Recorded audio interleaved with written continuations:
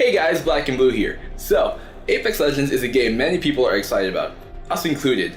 Being only about a month into the game's lifespan though, one might say it's a bit early to be looking at it as an esport. But word on the street is, a lot of tournament organizers are already setting their sights on it, and there's a lot of interest in the potential pro scene for the game. So at SEAesport, we decided to name 5 reasons why we believe Apex Legends might just become the premier Battle Royale esport. Number 1. Character classes. Apex Legends currently features 8 unique characters called Legends, each with their own abilities and ultimates, with more characters planned in the future. What makes this important is that it allows players to create team compositions.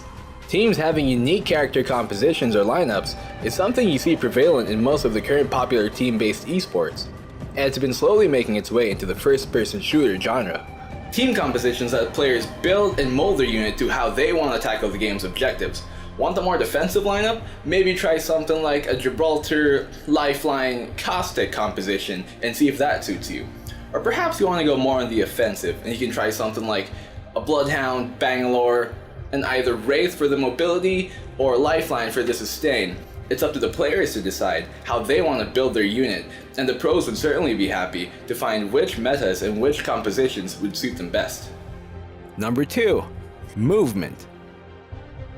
Movement is a key mechanic in almost every successful esport out there. From first-person shooters, to MOBAs, to fighting games, to football with toy cars. Right?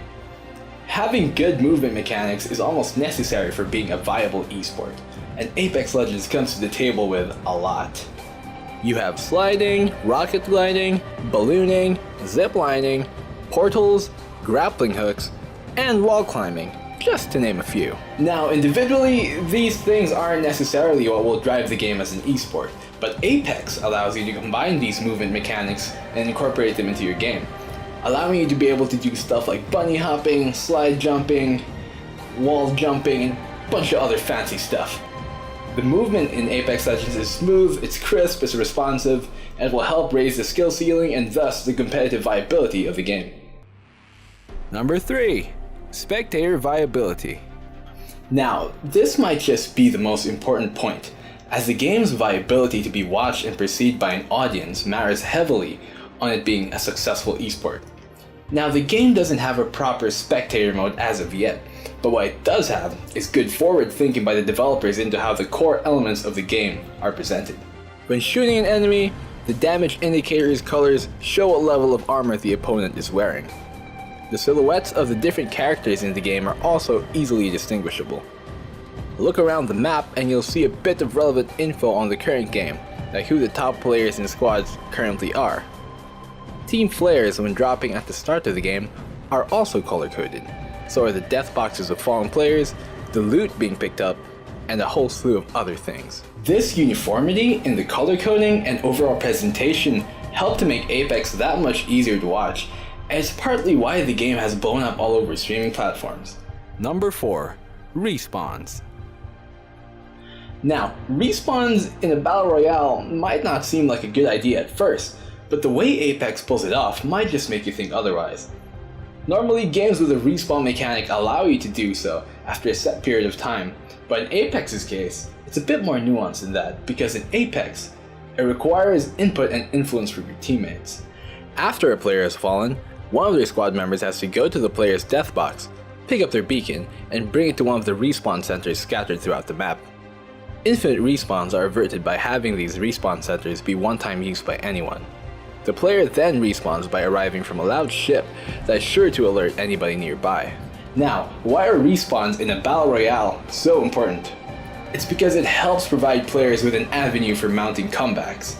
Comeback stories are some of the most exciting things to witness in any esport. Tekken 7 has a rage mechanic to help players with low health come back.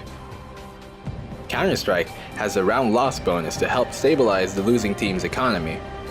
In a Battle Royale where deaths are permanent, having a respawn mechanic acts as a way for teams to try and come back from a losing situation. Imagine watching your favorite pro team being able to respawn one of their teammates as the ring is closing in during the clutch moments of the game. That is what a respawn mechanic in a Battle Royale like Apex allows.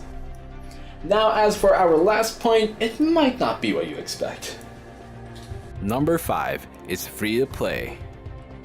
The game being free to play is a huge reason why it grew in popularity so quickly. It recently hit 50 million players due to great word of mouth and being accessible to anybody who wants to try it. Like it or not, some of the biggest esport titles nowadays are free to play. Dota, League of Legends, and as of recent, CSGO falling all under that blanket. The free-to-play seasonal pass model seems to work well with esport titles, helping to give them longevity, and as for Apex, it already at least has one of those being free-to-play.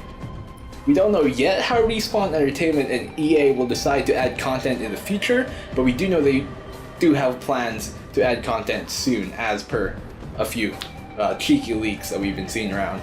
Well guys, that's it for today's video. If you liked it, you can follow the channel and the page down below. We should have the links in the description. If you want to follow me, my page will be down there too. And so this has been blackenBlue for SEAesport, and I'm really bad at goodbyes, so I'm just gonna end it here, and I'll see you next time.